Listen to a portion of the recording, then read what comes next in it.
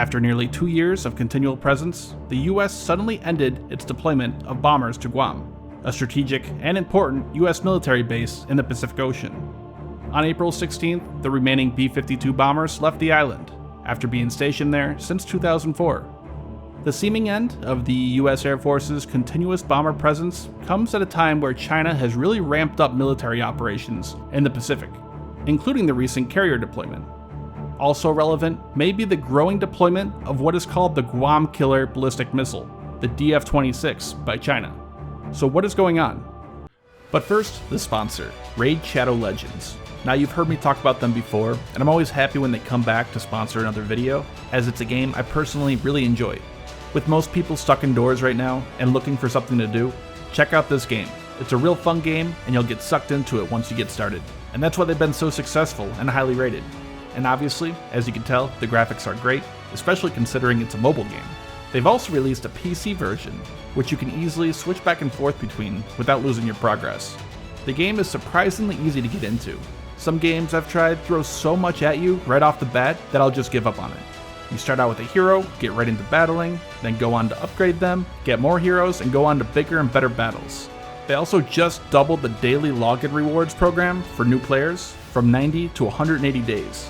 Each time you get rewards such as energy refills, silvers, gems to shard, and a free barbarian legendary champion. If you start in the next 30 days, new players will get 100,000 silver and a free Jotun champion sent to their inbox. Good luck, and I'll see you there. These bombers have long served as a deterrent in the region against China and North Korea. The B-52s can carry both conventional and nuclear-armed long-range cruise missiles. That, combined with the aircraft's already long range, gives it the ability to hit any target in North Korea or China without refueling. It's an incredible capability that these bombers offer, something that many other nations, including China, are trying to match. China has taken its old H-6 bomber and upgraded it several times, including adding the ability to launch the CJ-10, a long-range cruise missile. These cruise missiles allow these bombers to launch from well outside the range of air defenses, and possibly even outside the range of interceptor aircraft. But the problem is, they are slow. These large, strategic bombers are typically subsonic, and carry subsonic cruise missiles.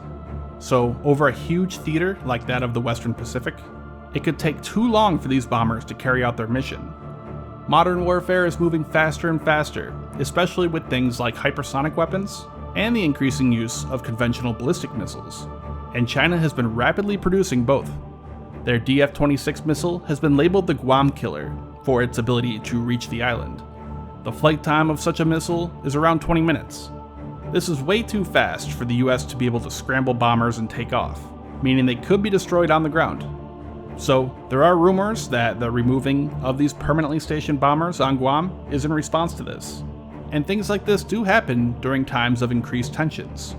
Frontline bases are the most at risk, and aircraft will often be pulled back away from the front to a more defended location to avoid being lost in a surprise attack. While what is called the continuous bomber presence has ended, deployments of US bombers to Guam hasn't. On May 1st, 2 weeks after the B-52s left, 3 B-1B bombers arrived at Guam. However, they're calling this a temporary deployment, not permanent. So, if conflict ever broke out, the US risks not being in a position to be able to respond. If there were a conflict where, say, China invaded Taiwan, all other US bases in the region, like those in Japan and South Korea, are well within the range of hundreds and possibly thousands of Chinese ballistic missiles. Even the threat of attack could be enough to shut down those bases. China could tell the governments of Japan and South Korea that if they allow US aircraft to operate from their countries, then China would declare war on them and attack them as well. The only US bases which could remain viable for the US to defend Taiwan against China would be those located in their own territory, like Guam. And while the threat from Chinese DF-26 missiles is real, China has much less of them than other shorter range missiles. Their accuracy also isn't as high, somewhere around 200 meters CEP. With a 1,500 kilogram warhead, it will do damage to a large area, but that might not be enough to destroy specific targets like bombers on the ramp, the runway, fuel depots, etc. Also, the US does have a THAAD ballistic missile defense system on Guam, which can be seen here in satellite imagery. so it's unlikely that the Continuous Bomber Presence program was ended solely due to this threat. It's also possible that the US is shifting around assets to deploy new weapon systems, like their own conventional ballistic missiles. Last December, we saw the US test launch a new intermediate-range ballistic missile after leaving the INF Treaty. They are likely to eventually be deployed to the region to counter China and North Korea.